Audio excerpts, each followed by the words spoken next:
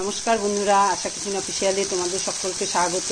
আজকে আমার রেসিপি দুধমান কচু পাতা আর কচুর চাউড়া দিয়ে আমি আজকে চিংড়ি মাছ দিয়ে রান্না করবো, সেটাই তোমাদের সঙ্গে শেয়ার করবো। তোমরা ভিডিওটা স্কিপ না করে প্রথম থেকে শেষ পর্যন্ত দেখতে থাকো।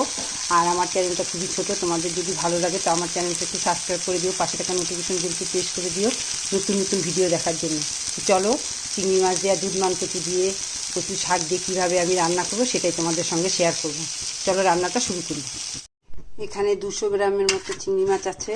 আমি নুন হলুদ দিয়ে দিয়েছি মাছ, আর আমি পরিষ্কার করে নিয়েছি। মাছটা ভেজে নেব, তেল দিয়ে দিয়েছি।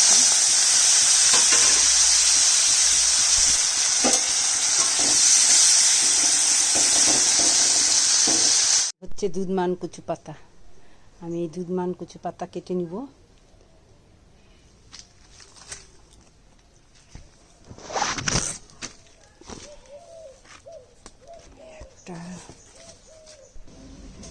এখান থেকে একটা কাটছি,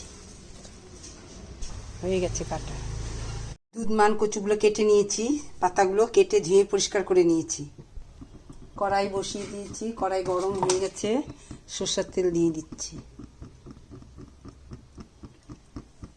দিয়ে দিচ্ছি 2টো শুকনো লঙ্কা, 1 চামচ কালো জিরা।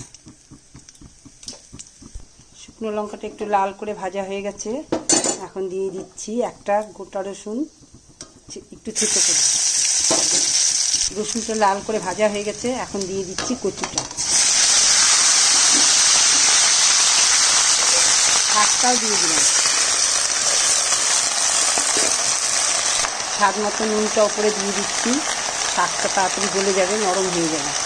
আর একটু ঢেকে দিচ্ছি ওপর দিয়ে।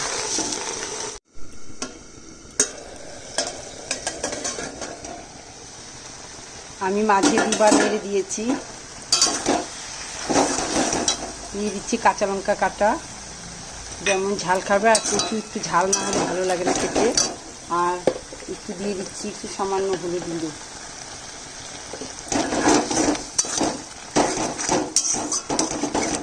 দুধমান কচু ইলিশ মাছের মাথা দিয়ে, চিংড়ি মাছ দিয়ে, এমনি ছোলা দিয়ে, নারকেল দিয়েও খেতে ভালো হয়। দুধমান কচু পাতা ডোগা দিয়ে চিংড়ি মাছ দিয়ে রান্না আমার কমপ্লিট। তোমরা এটা মাছ ছাড়াও করে খেতে পারো, আবার মাছ দিয়েও খেতে পারো। ইলিশ মাছের মাথা দিয়েও বেশ ভালো হয় খেতে। তো আজকের মতো রান্না আমার কমপ্লিট। এটা করে খেয়ে দেখো, খুব টেস্টি আর খুবই ভালো খেতে। তো আজকের মতো রান্না শেষ। তো আবার একটা নতুন রেসিপি নিয়ে আসবো। টাটা।